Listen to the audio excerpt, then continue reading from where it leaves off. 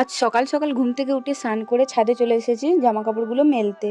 আর আজকের আকাশের ওয়েদারটা খুবই মেঘলা মেঘলা আছে।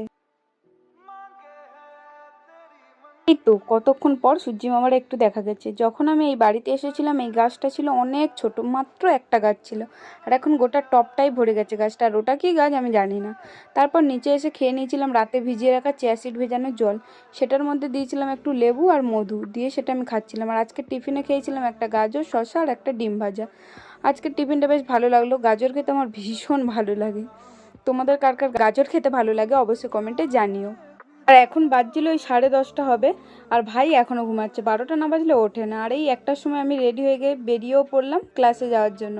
আর এদিকে আমাদের রাস্তার অবস্থা দেখো, একটু বৃষ্টি হলে রাস্তার অবস্থা একদম বাজে হয়ে যায়, যে বেরানোই যায় না। আর এই তো সবে শুরু, এর পরে আরও ভীষণ খারাপ। এই দেখো যেমনটা বললাম তেমনটা, কেমন রাস্তা। এই কষ্ট করে রাস্তাটা পার হয়ে আমি স্টেশনে এসে বসলাম। আর স্টেশনে এসেছি আর আমার জুতোর অবস্থাটা জাস্ট দেখো কি অবস্থা। আচ্ছা তোমরা কেউ গেস করে বলতে পারবে এটা কোন স্টেশন? যদি তোমরা বলতে পারো তো কমেন্ট করো।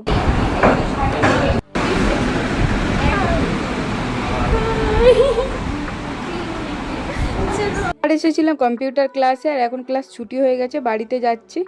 আর এই মানুষটাকে দেখো হাই করতে গিয়ে পড়েই যাচ্ছিল।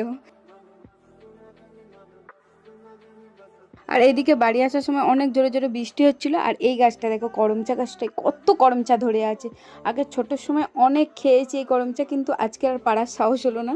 লোকের গাছ দেখতে পেলে বকাবকি করবে। তোমরা কারা কারা করমচা খেয়েছো অবশ্যই কমেন্ট করে জানিও। আর বাড়ি ফেরার সময় কিনে নিয়েছিলাম একটা বারবন বিস্কুট, আর সেটাই খেতে খেতে আসছিলাম।